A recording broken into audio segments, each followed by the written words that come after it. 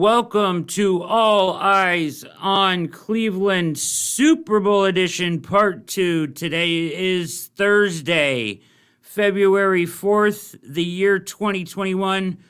Blue Wire Hustle proudly presents All Eyes on Cleveland. I am your host, Brad Ward. We have a special guest tonight, Charles Roberts, joining us here momentarily.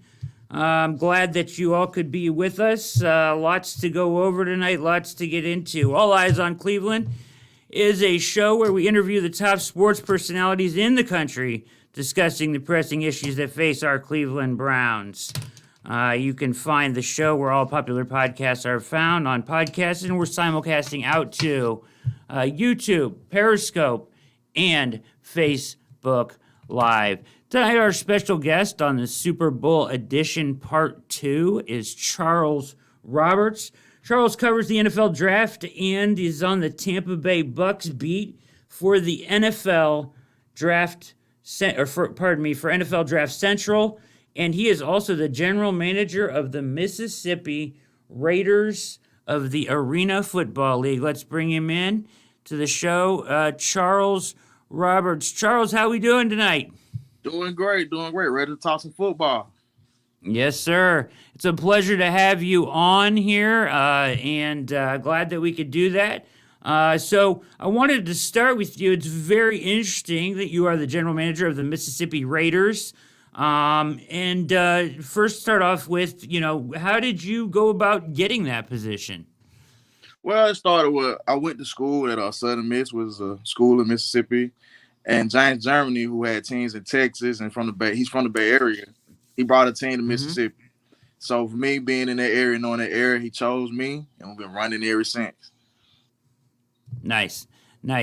So we have, I actually have a clip here. Let's see if I can bring this up successfully.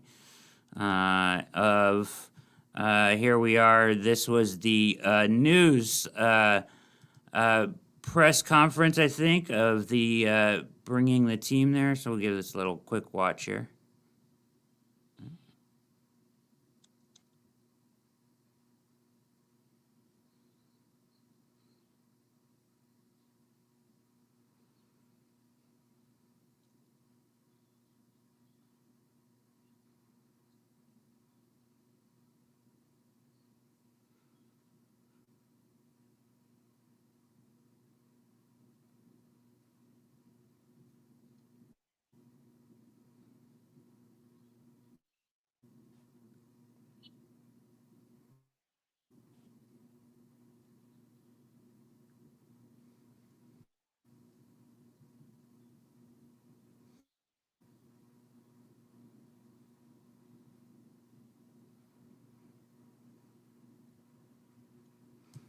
So that was back, when this all thing started. That was you talking there, right, about it being fast and fun. So let me ask you this. So they brought the team there. You got the position. Did you have to put the roster together and everything? You guys started in March, so that's got to be exciting. But did you have to put the roster together? Yes, I did. Me and the coach got together and put forth a roster. We're currently in training camp, so we have 38 guys. We got to get down to 25. So you know how training camp is. You got to cut some guys over the front part of being a GM, but it has to be done. That's pretty awesome. So Arena League football is crazy, right? You're banging into the walls. Like you said, going over the wall. It's super fast-paced, super high scoring. It's a lot of fun to watch if anybody's ever... But did you hire the coach and everything? So our owner, he serves the head coach, and me and together hired the staff. We got some great coaches. We have young coaches. Jermaine Blakely, he has 20 years of arena experience playing and coaching, so he was a big addition. And BT Sanders, he's one of our players. He had a tryout with the Buffalo Bills, played there for a little while. So we got some talent out there. It's gonna be fun. That's awesome. Yeah, I knew that would be kind of like a crossover there. I know you do work on the draft and stuff, but I'm sure you run into players that you did draft work on in the Arena League, right? Yeah, that's so funny because one day I'm writing about a player, next I'm trying to sign him. So it goes hand in hand. Yeah, that's what I was going to say. There's got to be some crossover there because at some point, if it doesn't work out in the league, that's one of the next options, right? At least right now.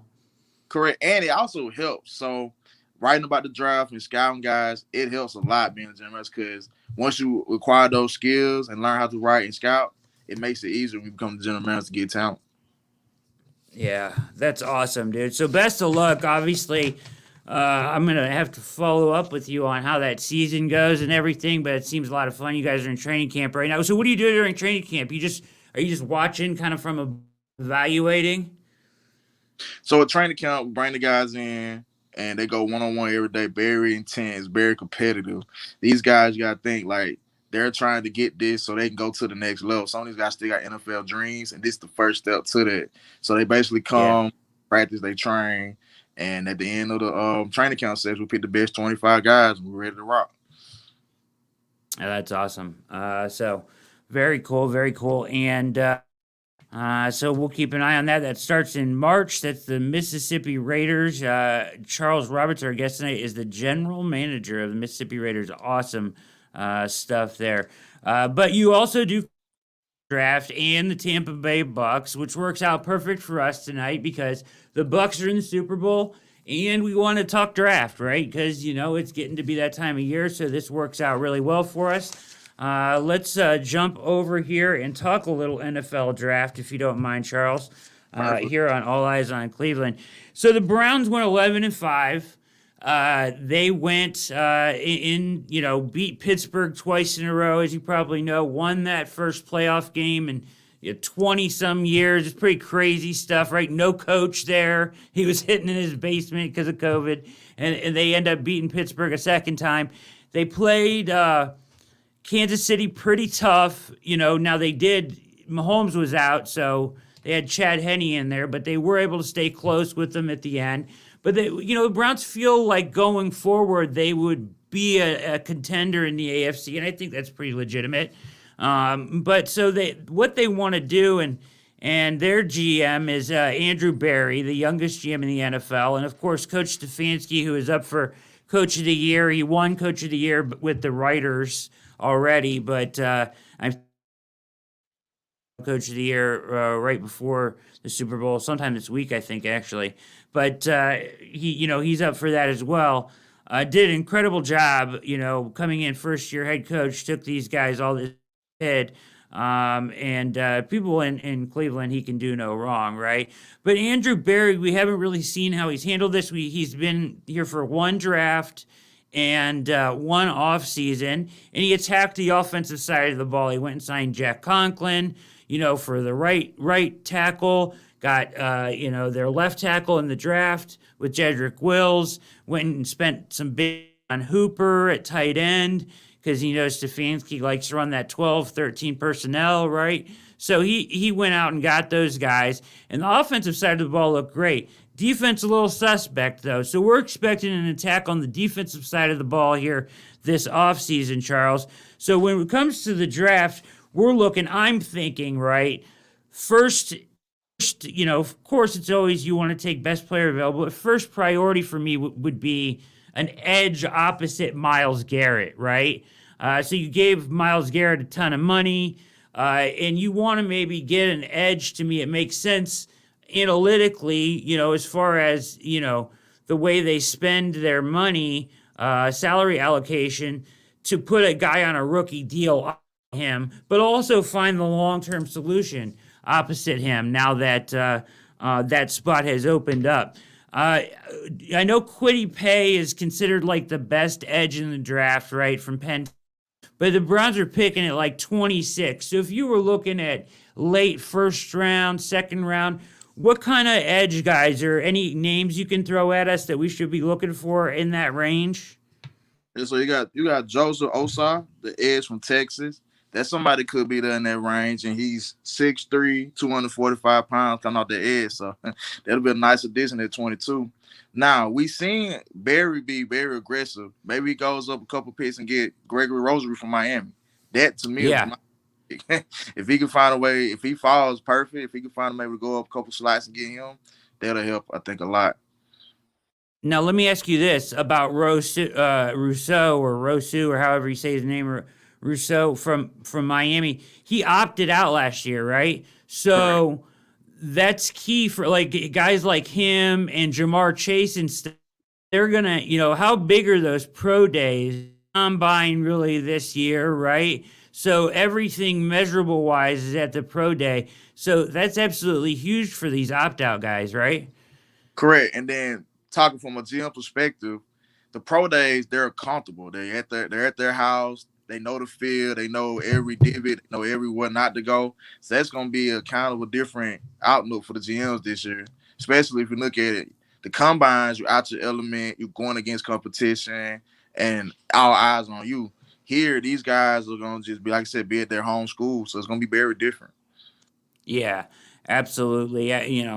Not having that same combine type atmosphere is going to be really strange because the amount of business that probably gets done at the combine week is crazy, right? And now they don't. That's not available to these GMs and scouts, and I'm sure a lot of guys find jobs there. That sort of thing. It's such a place of networking more than anything, and also getting the numbers on these guys. So you've got a guy like Rousseau, who is he the second best guy, you think? Second best edge in the draft? I think he is. I think he arguably could go for one. He opted out, so you didn't get a chance to see him. But people forget he was explosive off the line, so he's definitely my number two, and maybe he can fight for number one. Okay, and then you said the other guy you said is Joseph Osai, who I've actually seen mocked to the Browns a few times. Now he's more of an outside linebacker, would play the edge. The Browns are in the obviously that translates to an edge. What's like? Is he big? Is he 6'2" or 6 foot?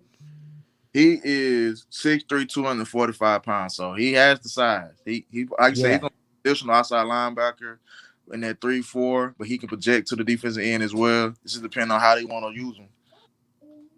Yeah, so they'll be in that 4-3, so he'll play the edge. He's super fast. I watched a little tape on him. He is so quick, and his energy is crazy. So, him as well at the edge. You think he'll fall to the second round, or is he a late first round guy? I think after the pro day times and stuff, just like I said, his tape, and then you put that with the 40 times he's probably gonna run. If they're gonna give him, they're gonna have to give him in the 20s, 26. Or hopefully he's there. I'm gonna be surprised. Yeah, Ed Russell, they go up the board real quick. for sure. Now, this was my question. Other need is, certain linebacker and corner are probably needs. And, cornerback, they have some guys there, but, Greedy Williams didn't play it down this year. So count on him, right? So you kind of got to adjust in the draft as well. But linebacker for sure is a position of need. Now, this front office, though, has made it pretty clear in the past, Charles, and maybe you can kind of explain some of this to me. And I think it's kind of this way around the league, but they don't value the position that much at linebacker. Why is that? Is that an analytics thing or what? I think a lot of people look at linebacker, unless you're Devin White, they're the ones that people are valuing now. So the Yeah. classic linebacker not getting value. You got to be good in pass coverage now. 'Cause I know when I look at guys, first thing I want to see from the linebacker, can he drop back? Can he drop into coverage? Whereas back in the older days, like you wanted guys who come down to be a thumper.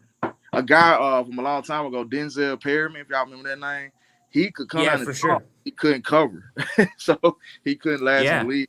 Couldn't cover. Yeah. The Browns, their linebacker now, is made up of Charles.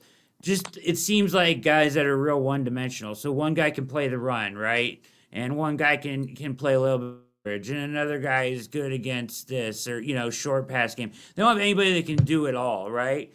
I've seen Zaven Collins mocked to them a ton. Like at 20, he's been mocked to them a ton. What do you Zaven Collins? I like him as well. He'll be a good pick there. I like Dylan Moses better though from Alabama. That's someone Okay. hands on him. I would go for him. Okay. Write that one down there. To look at. So one other thing that when you look at linebacker with them, they want to run, or it seems like they want to have like a kind of a hybrid guy, right? So when I was doing a little bit of research, the guys that I found that played, what was it, over 100 at the linebacker position, at the slot corner, right, in college, was Jeremiah Owosu Koromoa and Jabril Cox. Can you talk on either of those guys? Yeah. Jabril Cox, he plays fast. He's gonna come down and hit you, and he can cover. So that's a good one too. And Wosu, like you were saying, he also a good cover guy. Well, so the Browns looking to shore their back end. Those are definitely two great prospects that they can go after. Now, if you look at Cox, he may be there in the second. That's somebody you might can target in the second. I don't know about late second with the 26 pick in the second, but maybe that's somebody you Yeah, like him trade up and get him. yeah, okay. 6 potentially, but that might be a little for him. You think? Yeah, a little. It depends. I want to see what he runs in the 40. That's my only thing. Like he looks fast on tape, but sometimes he's got no fast on tape, and they come and run 4.6s and 4.7. So just seeing what he runs in the 40 and then translating that to the film. That's like being a general manager. A lot of people realize you can watch film on a guy, and actually he'll be slower than you think. Some guys just play faster than their 40 times. Some people they play slower than their 40 times. For sure. Yeah, I mean, we've seen our share of that. You see a burner go to the NFL, but he runs 4.3 speed, and you think you're getting Tyreek Hill and any separation. It's crazy, right? Right. Yeah. So let's take a look here at cornerback, which is obviously a position of need for the Browns as well. What's your looking at the end of the first round? What are some names you like there? I mean, is Caleb Farley your best corner, or Surtain your best corner on your board? I like Surtain. I like Surtain. Okay. Then I Farley. So Sartain, I think he might go top 10. I don't think he's gonna be there at 26. And I think the Browns need more position than to trade up for a cornerback. If they see it as a fit, then go ahead. But then Fairly, he's gonna be like the 10 to 15 range. I do have a corner, JC Horn. I like him to go Yeah. late. He has the You pedigree like that Horn son. So I like JC Horn. Now if they can get their hands on him, he'll be a good pick. yeah, you like him and maybe 20 first round, you think? I think he's gonna be targeted in that round right there, because it's gonna be a run Uh-huh. quarterbacks. So offensive lineman and quarterback, I think there's gonna be a run, and that's gonna put some good guys, maybe possibly even fairly down to the Browns, because they don't need a Yeah. quarterback. It's gonna be good for them if they run on offensive line, which they got heavily last year, and a run on Yep. quarterback. I was looking at this list here in front of me from PFF. Uh, Interesting name they have at fourth, Asante Samuel Jr. So, what do you think of him? Have you watched any of his tape? Do you have an evaluation on him? Is he a guy that you'd be interested in late first round or no? Yes, that's another guy got the pedigree. Obviously, is that Asante Samuel. He didn't play as good in big games. I would like, he had his talent. Definitely has the talent. He definitely comes to play. I just would like to see him shine a little bit more in the big games. But if you're there at 26, hey, that's what the 26 and on down picks are for. Get people with potential who has the potential to be great and coach them up, which we seen Kevin Yeah. time after time with his players. So that'll be a great pick as well. Yeah, that name comes off the page with the Asante Samuel there.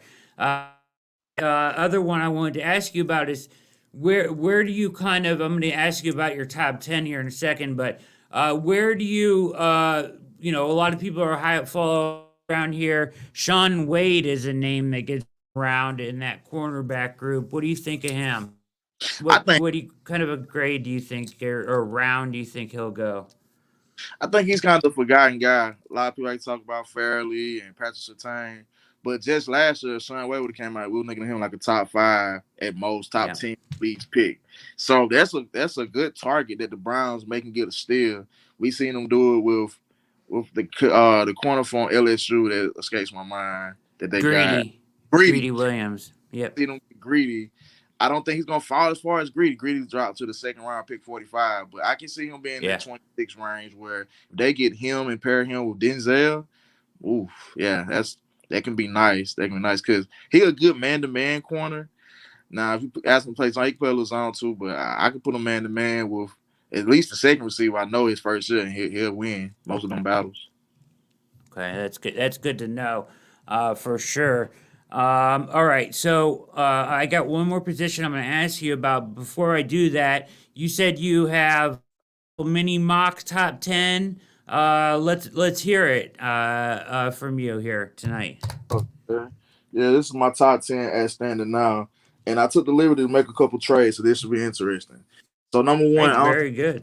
I don't think it's a secret. The Jacksonville Jaguars, I think they have to take Trevor Lawrence because they're a franchise who need money, they need star power, and that's Trevor Lawrence. What do you want to make the base? He the best fit. I think he's the best quarterback in the draft as well. So that's a good fit.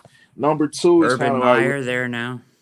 Urban Meyer there now. He's gonna run somebody who can run his offense, deep arm. He's gonna love it. Number two, I got a little bit curveball. I have the Jets trading with the Falcons. Four and four, so Mm-hmm. number 4 and 2 moving on. Obviously, some more picks as well. I think the Falcons need some life as well, and they go get Justin Fields, a guy who played at Georgia but transferred to Ohio State. So I think they get him pairing with Julio, Calvin Ridley, Matt Ryan, kind of the bridge this year. And next year you turn him loose. I got Justin Fields getting traded to that pick. Number three, Interesting. I have another interesting top. I think ultimately, and this may be previewing what we're gonna talk about a little later. I ultimately think Texans trade with the Dolphins for Deshaun Watson. So Deshaun Watson goes to the Dolphins and they get the number 3 pick, the number 18 pick, and some more. And with that third pick, why not put Devontae Smith back with Tua? If you're gonna get Tua in that package, because that was when Tua looked his best when he had Devontae Smith, and it looked a little high. I mean, 3 kind of high, but the season he had was incredible. So why not? Yeah. At number 4, I got the Jets who just traded down, getting Jamar Chase. I think his name's kind of been forgotten, kind of like Son Wade and Gregory Rousseau, because Jamar Chase actually opted out too. But The he opt out. was obviously the number 1 pick. Literally, like he arguably could be the number 1 pick based off his talent. So you got the Jets, which they will keep Sam Darnold in this scenario. They got Mekhi Becton last year. They got the offensive line. Now you get Jamar Chase, something that Sam Darnold hasn't had a number 1 threat. Number 5, I have. Number 5 had the Bengals taking Benet Sewell, the tackle. Joe Burrow Mm-hmm. missed games because they couldn't protect him. But when he played, his star shined bright. So why not get somebody who can protect him? You know, this guy like the can't miss tackle prospect.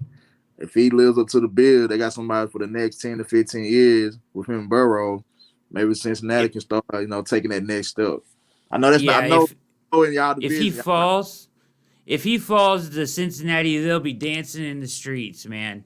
I think that it's very possible because of like the way you have it break. You know, if Jamar Chase gets taken, if they value those wide receivers high enough, you know, both those guys, I think he could get that far down. But if he gets there to Cincinnati, that'd be perfect for them with Burrow, right? They need to protect him because he's going to be outstanding.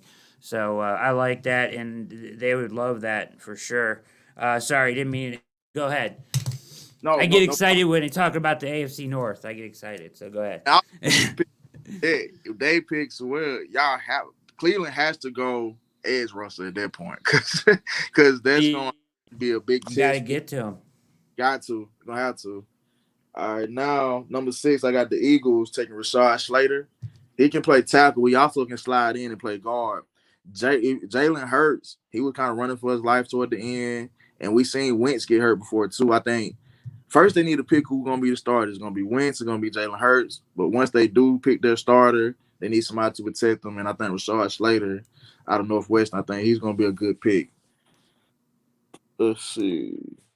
Now we got number 7, the Lions. The Lions who just made the trade for Golf. I got them taking BYU quarterbacks Zach Wilson.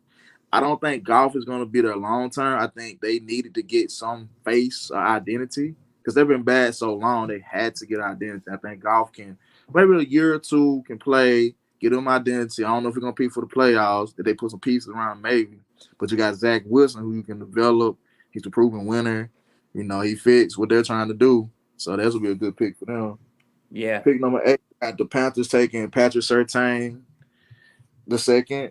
I think he's my number one. As I said earlier, he's my number one corner. The Panthers got lit up a lot of time. A lot of times you watch the Panthers, their games were like 40-24.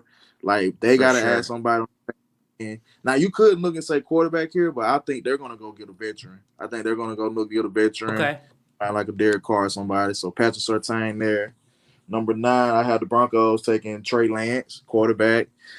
Drew Lock, I don't think the experiment worked. Now, is John Elway going to pull the trigger and just say, hey, it didn't work? This will be John Elway track record quarterback's not that good right now. Maybe he sees Trey Lance and takes another chance, swings for the fences again. Number Yeah. 10, finally, the Cowboys. I had them getting Gregory Rousseau, who we just talked about. I think you put him on the opposite end. Aldon Smith didn't have a bad year. You know, he ain't got DeMarcus Lawrence, so he can put them in that one. Now you got a pass rush. They would if they had that, they win the NFC East. So they only like a piece or two away from going to the playoffs. We look at it like that. Yeah. For sure. Yeah, that's good stuff. I like that. Interesting. Trey Lance to Denver. I don't think that they're done with the Drew Lock experiment as well, so that makes a lot of sense. And then Rousseau, we talked about at 10. The Zach Wilson at 7 surprised me a little. You think that they don't see Goff as the long term of a bridge to get to somebody else? I think he's gonna be more of a bridge because he played okay. He didn't look like the golf that took him to the Super Bowl, the Rams to the Super Bowl years ago. So Yeah, in that you made, you basically got him for free if you think about it, because it was basically a trade of contracts. So you get golf, you see what he can do, but also GMs, I'm gonna tell you from perspective, we don't want to draft this high. Nobody wants to continue to have top 10 picks. So why you have a pick number 7 and you got a chance to take a guy who's a proven winner, somebody who he need to be developed now. He's not ready to start day one. I think this is a perfect scenario. You take him, you let him sit for a year, 2 years, and see what you got after that. perfect. Perfect. Well done, sir. So there's a little draft information for everybody out there as we start to get into this. Doing the free agency breakdowns, did the deep dive on Ogunjobi last night.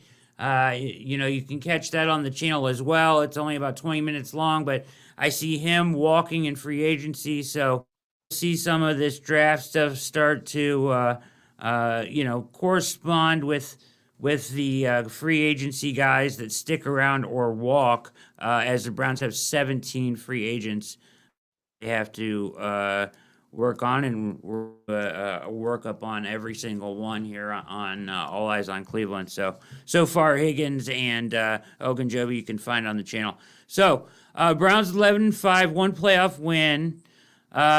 Baker Mayfield extension time is around the corner. If you're the GM of the Browns, okay, would you sign Baker to? So there's a couple to take in account for this year, right, Charles? The cap is going to go down to like 180 million, unprecedented. It's going to drop by like 20 million, and probably then turn around and go right back up when the TV money hits in a year. So, with the cap falling, the Browns have about $30 million of rollover money. So they're not in any trouble, or actually in pretty good position. But this dip in the playing field a little bit hurt them some. But you want to sign, Mayfield to an extension, probably the way he played in the second half of the season. Would you go ahead and give him the 5th-year option and then sign him and potentially have to pay him more money because the cap goes up and because he can command more money if he plays better? You go ahead and sign him now and try to maybe save a couple million doing it this offseason. I most definitely. I think they need to go ahead and sign him just because everything he done this year. If he does this again, let's say, because they were supposed to be in the team, they one play away. If they don't get that 4th and 1, he has the ball with a chance to win that game. So with that being said, you go ahead and sign him now. Don't play with it because Cleveland been looking for their quarterback for years and years. This guy, him, Stefanski, Andrew Berry, they got a good thing going.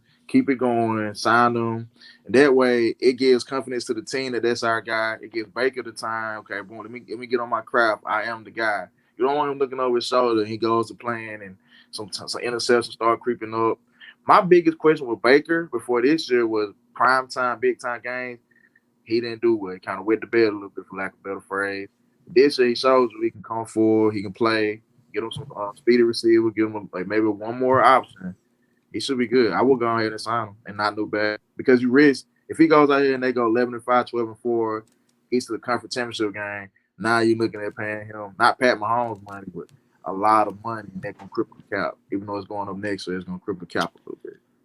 Yeah, I agree. I said the same thing that, you can potentially $3 to $5 million. I don't see him going out next year and playing worse. So, the only thing that's going to happen by waiting is you ending up having to pay him more, especially with the cap going back up. So I would go ahead and try to take care of it this offseason for sure and lock that thing up that we're talking about. Now, one question that kind of surrounds Baker. Did a little workup on the show here about 2 weeks ago, and then I cut it up and set it out as the OBJ's future video. Odell Beckham Jr. has struggled. I don't know if he hasn't. Yeah, he's struggled. He's not played up to his potential as a Brown. Maybe not to his fault. Freddie Kitchens was an idiot, and not ready to coach. Great guy, nice guy, but just wasn't ready.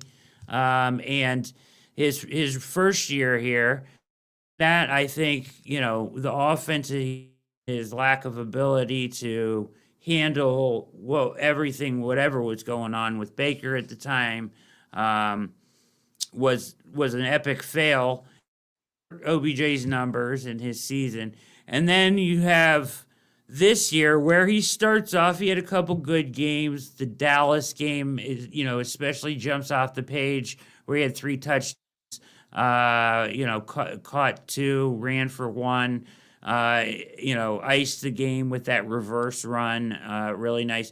But then he gets hurt in the Cincinnati game, and as he gets hurt, Charles, Baker Mayfield lights it up rest of the year. From that point on, where he gets hurt to the rest of the season, he was a top 5 quarterback in the NFL.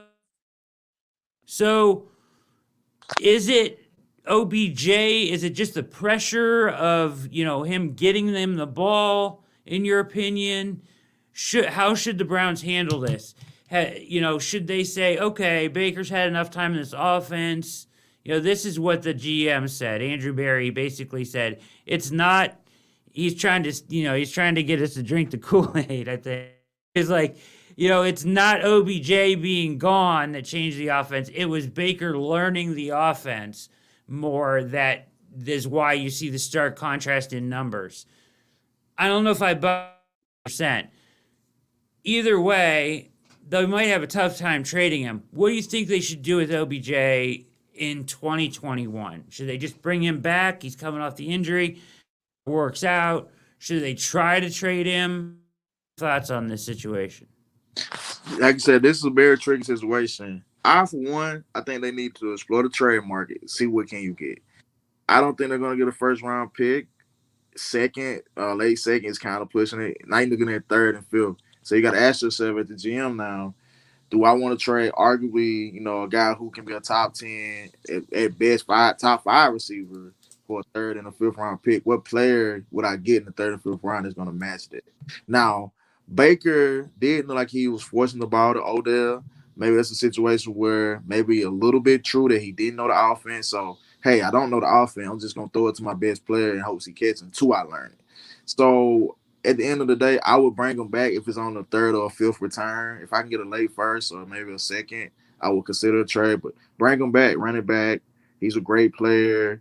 If it doesn't work this year, cut ties with him. And like you said, they rolling over $30 million, so they're not hurting for money.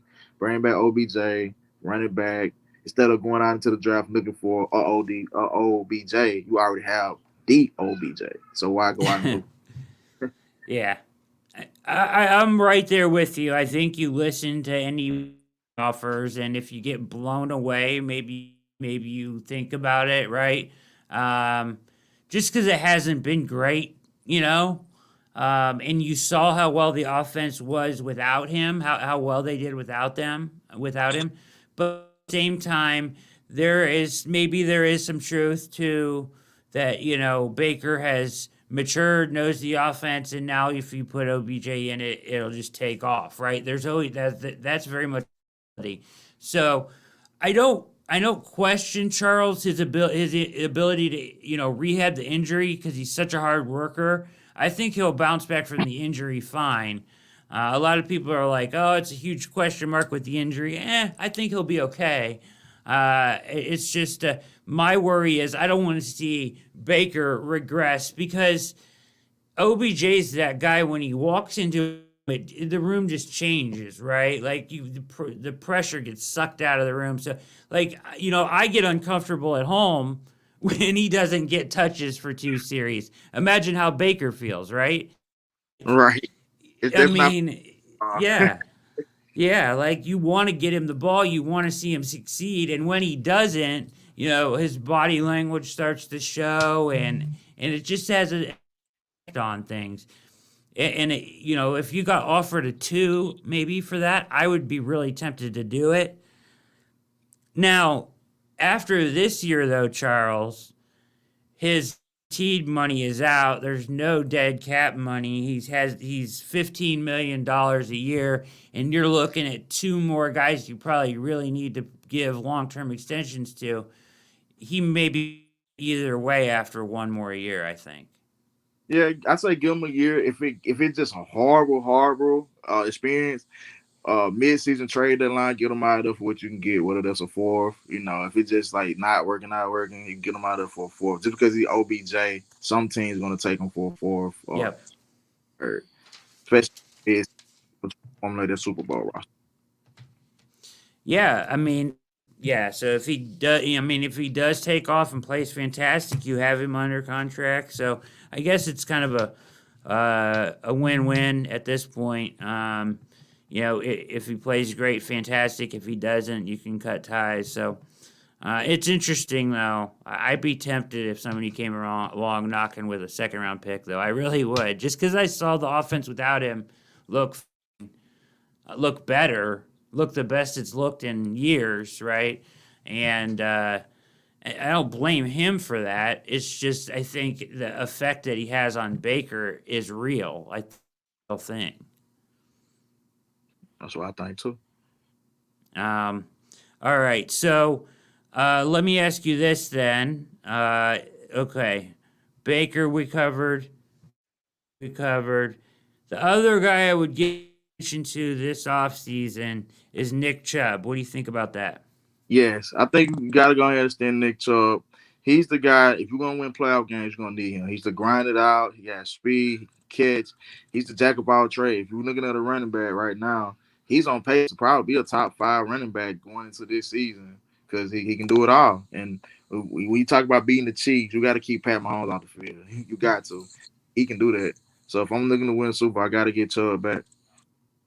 Yeah, if you get him under contract and you've got Kareem Hunt on a deal already, you can part of the pitch you can make to him is hey, because you've got Kareem Hunt to take some of these carries, and that 1-2 punch had proved to be nasty all the way through into the divisional round this year. I think that they've got to shore him up and give him. Now, the running back market kind of came back down to earth after those crazy deals with Gurley and stuff. So I think if you can give it him kind of like Dalvin Cook got right around that 48 million 4 years, I think that would be fair. You think that sounds right? That's how I write Davenport numbers. Seemed like the one I said Ty Gurley got a astronomical contract a couple years ago, and it didn't work. So I think teams are going to be more. You're not going to see Tug get more than like 55, 56 total. So, all part. I agree with you. I'm right there with you. I think it's fair. The running back contracts were getting out of control. and he's not, Christian McCaffrey. Right. So I think Dalvin Cook is a good comp as far as goes. I think he's probably a little bit better than Dalvin Cook, but I think as far as pay goes, I think that's probably about right. All right, let's talk Superman. You cover the Tampa Bay Bucs, right? Correct. All right. Charles Roberts is our guest tonight. Covers the NFL draft, which we just covered. Bucks for NFL Draft Central, and is the general manager of the Mississippi Raiders Arena League team. We're going to get a little bit into the Super Bowl here, the big game on long, right? These two teams faced off in Week 12, and the Chiefs put together an epic first quarter. I think Tyreek Hill had it was crazy. But that all goes out the window. These teams are very different now. I actually love the Bucs defense, and I actually like Kansas City's secondary a lot too. Like I would, as the playoffs went along, I looked at those two teams before they matchup started. Is not they just did not give you any room. They hold you. They grab you. It's playoff football, but their secondary does not give you any space to throw the ball. And I feel what Sean Murphy Bunting had 3 interceptions, and I feel like he was he was holding the receiver on all 3 interceptions. No call. He got an interception. It's playoff football. That's what you want to do. But I think the Tampa Bay's defense has really stepped up. Devin White is incredible. I think this makes for like a great Super Bowl matchup. How does Tampa Bay win this game? I think you can't let Tyreek go crazy like he did last game. 200 yards, 3 touchdowns in the first half. That's bananas. Sean Murphy Bunting playoffs has become a whole different animal. I don't know what he's taking, what he's drinking, what he's eating, but keep it going. Keep it going. Now, Antoine Winfield's going to be big. He plays safety. They might have to put him over the top of make sure Tyreek don't get them long plays. If you can limit Tyreek those 10-yard, 12-yard gains, because he's fast, he's going to get yards, but don't let him go for the 60 and the 80, because what happens is that gives Pat Mahomes confidence, gives Tyreek confidence, then they mess around and get Clyde Edwards-Helaire going, and next thing you know, you're down 21-7 or 21-3 in a heartbeat. So if you contain Tyreek, maybe put a safety over Kelsey, you got a chance. Also, Devin White, I think he's going to be key. He's a man beast. I don't understand why he didn't make the Pro Bowl. I don't know what happened with that, but he's in the Super Bowl, so you want to play it anyway. But maybe he put on Kelsey, tell him, hey, that's your man. If he goes to the bathroom, you go with him. Then if you and the name I want everybody to remember, I'm saying it now, remember, Antonio Brown. I just feel like for some reason it's setting up for him to be a big story. You got Mike Evans, you got Chris Godwin. We understand those names. But if they try to keep Mike from showing out and they got Godwin on the other side, who's going to hold Brown in the slot? Who's going to hold Gronk? So that's what I'm thinking. And then Tom Brady, the one thing I took from that game, Week 12, he looked so mad. And if you ever seen the meme, he has a face and he's just stone faced like, this guy beat me again. And a funny story I want to bring to there as well. I seen where his parents left the house and left Tom in the house so he could study for 6 days or something like that. So I just think he's gonna come in, he's gonna be on point. He's motivated to get number 7, he's motivated to win at home. Everything I see sets up for Tampa to win. I actually agree with you. I'm rooting for Tampa. Obviously, I don't the Chiefs win again, but I think that you kind of throw out the Week 12 game a little bit because they came out and tried to play man-to-man, press Tyreek Hill, and you just can't do that. It was just their game plan was just way if he runs a 12-yard out, right? You catch it. You don't just let him catch it. Let him have the 12 because they're gonna double move you and he's gonna beat you at some point. And it's like they didn't have that understanding. And I think that their approach would be completely different now. I think that um, they have the mechanism in their secondary. Those group of young taken in between the second and the fifth guys have really kind of gelled and are playing really good football in the secondary. Todd Bowles will scheme it up. I think the one thing that you got to throw at the one thing that he hasn't like mastered yet, and a lot of times his athleticism will take care of it for him. He's gotten better at it, but you just throw crazy wackadoo cut at him like every other play, like switch it up. And I think that they have the ability to do that. I think Bulls has the ability to just say, here's zone playing man, and we're gonna do this.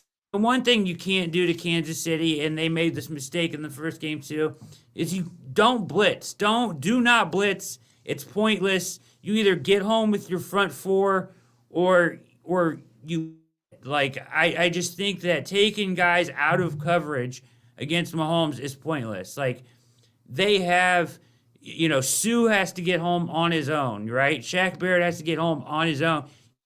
And extra guys, in my opinion. What do you think about that? I definitely think if you look at Jason Pierre-Paul and Shaq Barrett was the missing guy.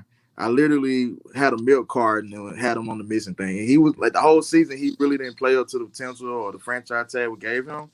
But if you look in the playoff, he stepped up. If you look at, I think Tom Brady is really driving this team right now. And if you look at Jason Pierre-Paul, he's been here. He hadn't been here for a while. So he's going to be motivated to get another ring. Big Bill Vea is back. They're not going to be able to run the ball. Big Bill. So I think when they stop the run, now if you can find a way can contain Pat Mahomes and Tyreek. A score prediction I think the score is going to be 31-27. Buccaneers going to take it at the end, 31-27. Don't be surprised. Even if it goes to overtime, I think it's going to be a close game because both teams are good. Both teams want it. But I think Tom Brady's going to find a way, and they're going to play a play or two more than Kansas City to win it. I agree with you. Actually, I like. I have a and the 3 point. I don't know what the spread is now, but I know at one point it was 3, right? So I have Tampa Bay in the 3. Because I like the defense, I think they present a lot of for them. I think Todd Bowles will have a great game. That defense is playing better than they have all year right now. I think they will present a lot of problems in coverage.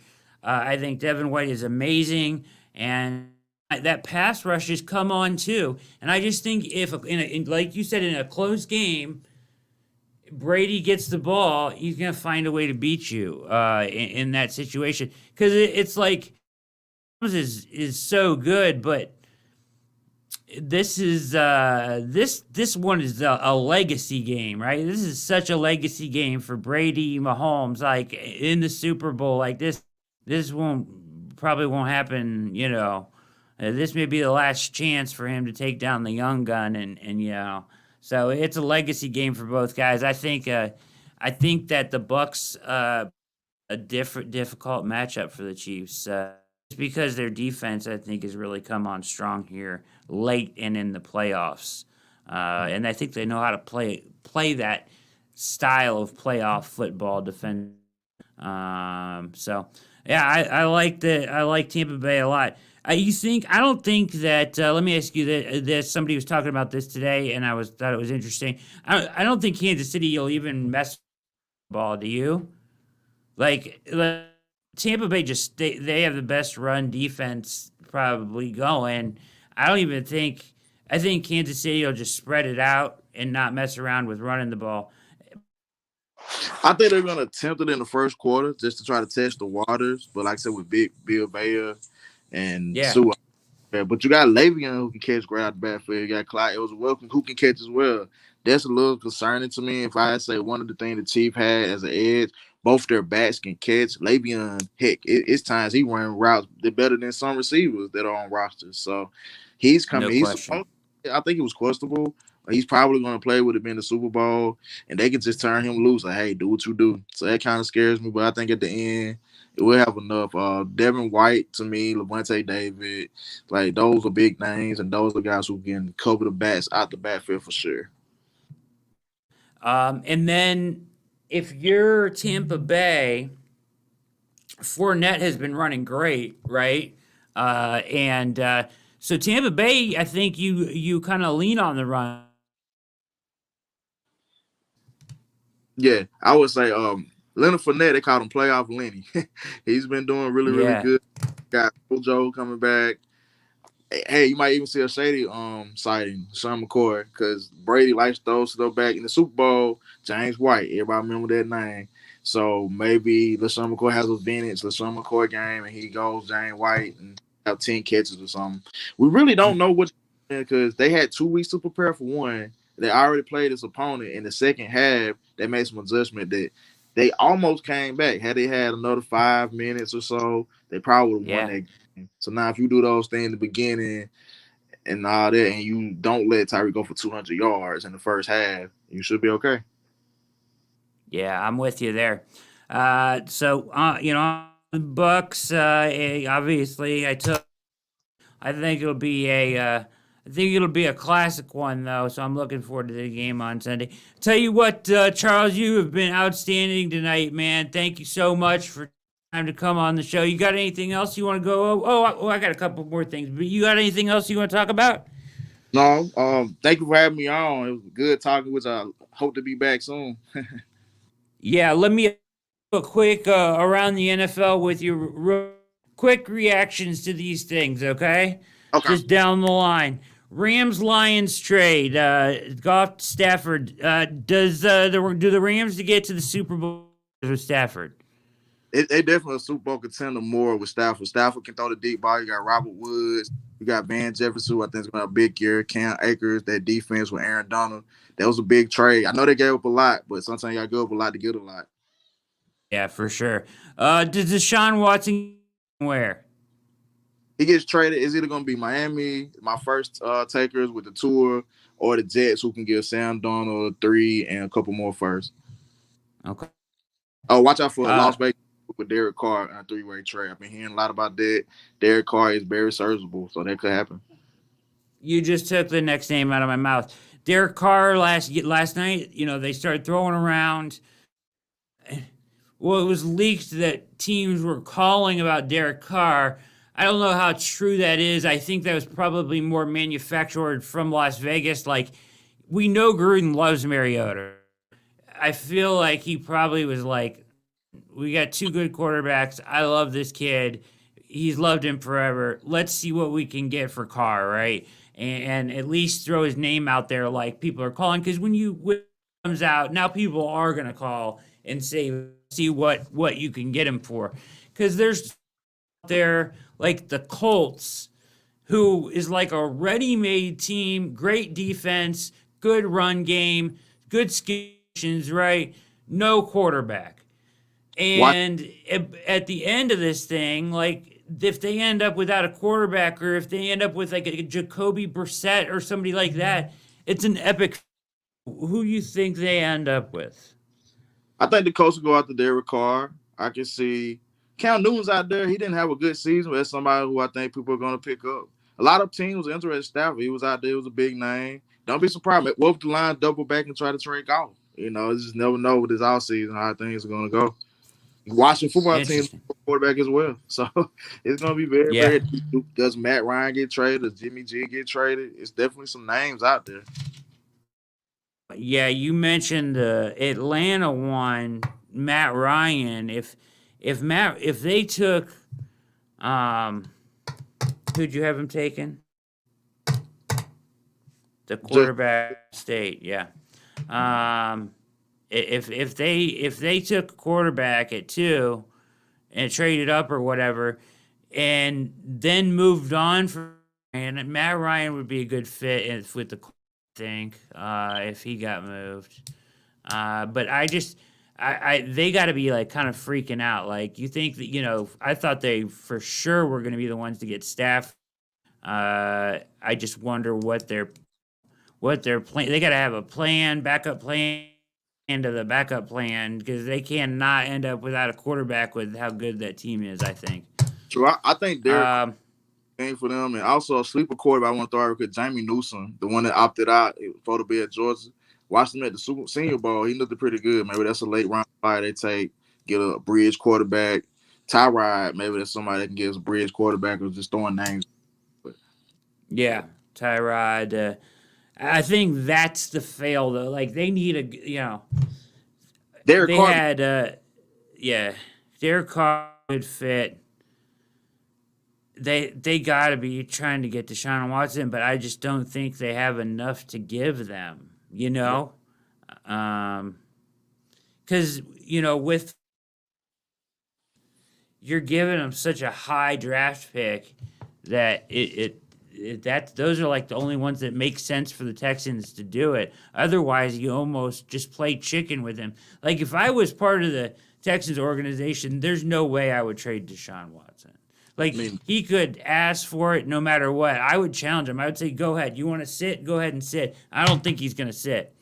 I leave that money on the table because he's just you're never going to get a guy like that again to walk through your doors. correct. Especially with they have no draft capital. They have no first round picks. So yeah, they should keep them. Yeah, that's their best chance to win. I mean, I'd be sending people down to talk to Dabo and try to get on his good side. Whatever they got to do to make it work, you got to get Easterby out of the building or whatever's going on over there. It's craziness in that organization. But all right, man. So I gotta wish you the best of luck with your upcoming season, the training camp with the Raiders, Mississippi Raiders.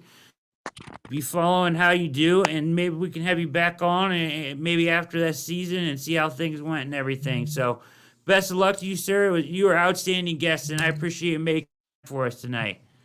Thank you, Brad. And I'd love to come back on the show. Like I said, anytime, hit me up, man. I was seeing some tickets too, man. I know it's in Mississippi, but I'm seeing some tickets. Send them on. We make a vacation of it for sure, no doubt. Perfect. I'll be in touch, my man. All right, have a good one. Thank you again. All right, thank you.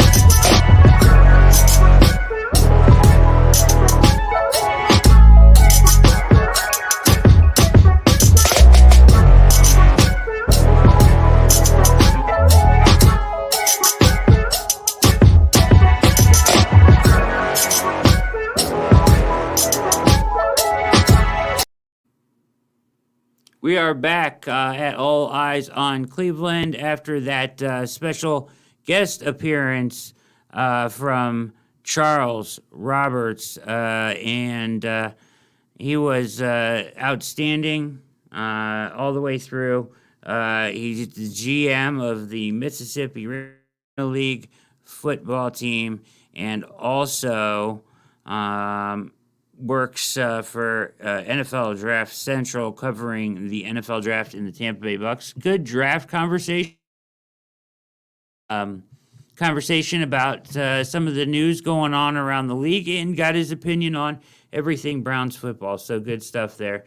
Real quickly here, I just wanted to go over, since we were talking, I did want to just do this, and then we'll get here.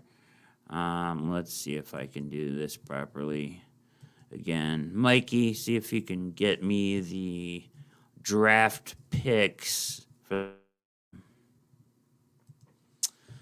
right. Here we go. All right. So here you have it. And So the Browns own their own 26th pick.